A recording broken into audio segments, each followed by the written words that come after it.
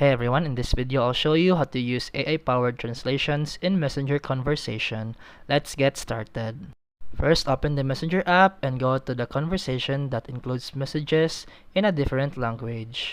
If translation is available, Messenger will show a translate option below the message. Tap it to instantly see the translation version. To turn on the auto translation, tap the chat name or info icon, then go to translation settings. Then select your preferred language and Messenger will automatically translate incoming messages for you in real time.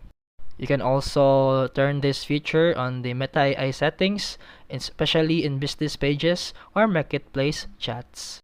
Translations work best for English, Spanish, French, or Portuguese, and more, and it keeps getting better. And that's it for today's video. If you found this helpful, please like and subscribe for more videos. See you in the next one.